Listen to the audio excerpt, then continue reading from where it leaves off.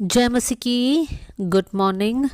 आज सुबह प्रभु का वचन हमारे लिए उत्पत्ति का किताब अध्याय 29 आयत 35, जेनेसिस चैप्टर 29 वर्स 35 आपके लिए पढ़ना चाहती हूँ।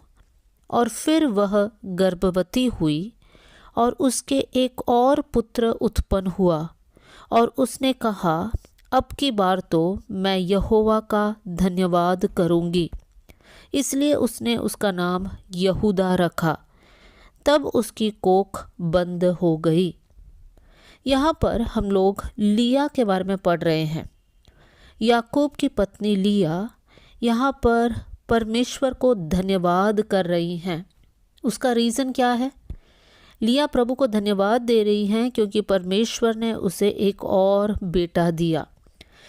उसके पहले आयतों को जब हम पढ़ते हैं देख सकते हैं कि लिया के 3 पुत्र ऑलरेडी है, अब चौथा पुत्र हुआ है और वो परमेश्वर से कह रही हैं कि अब की बार तो मैं यहोवा का धन्यवाद करूंगी, और उस बेटा का नाम यहूदा रखा।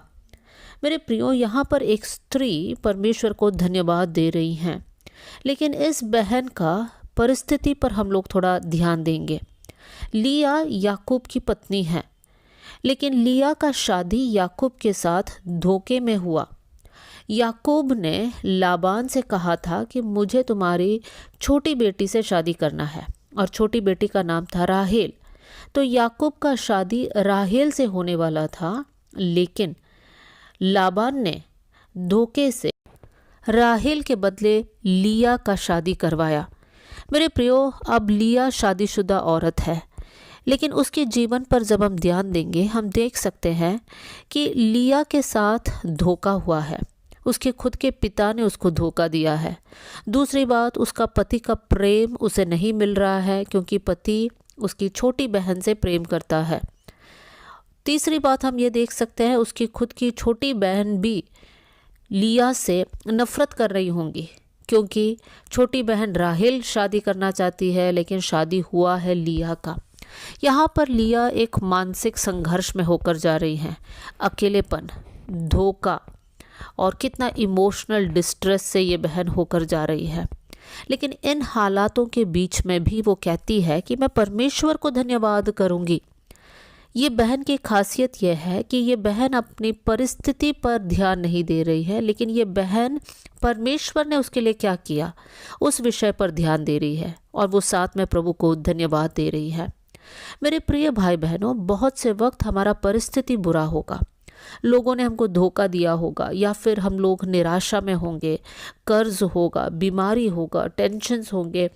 इन सारे बातों के बीच में भी हमें इन बातों पर ध्यान नहीं देना है, लेकिन हमारी आंखों को परमेश्वर की ओर अगर हम लगाएंगे तो इन बातों को भूलकर हम प्रभु को धन्यवाद दे सकते हैं। और जब हम प्रभु को धन्यवाद देंगे, परमेश्वर हमारे जीवन के लिए रास्ता खोलेगा। लेकिन हमें सीखना है कि कठिन परिस्थिति में भी हमें प्रभु को धन्यवाद देना है। इसलिए फिलिपियों की पत्री उसकी आखिरी अध्याय और आयत 11 में हम इस प्रकार पढ़ सकते हैं। पौलुस कहता है कि मैंने सीखा है कि हर दशा में मुझे संतोष करना है। मतलब सीखा है कि हर परिस्थिति में मुझे आनंदित रहना है। मेरे प्रिय भाई बहनों, आज परिस्थिति को नहीं देखना, लेकिन बुलाया हुआ परमेश्वर की ओर ताकना। परमेश्वर आपके लिए नया रास्ता खोलेगा। आप प्रभु की स्तुति आराधना में आगे बढ़िए, परमेश्वर आपको और आशीष से भर देगा। आइए हम लोग प्रार्थना करें। स्वर्गीय पिता, आज का वचन के लिए मैं धन्यवाद करती हूँ प्रभु।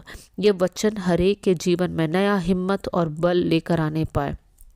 प्रभु, हमारी परिस्थिति बुरा है परमेश्वर पिता, लेकिन बुरा परिस्थिति पर ध्यान दिए बिना परमेश्वर हम आप में बढ़ने पाए, आपकी स्तुति आराधना करने पाए, आपके वचन में जड़ पकड़ने पाए कर मैं प्रार्थना करती हूँ।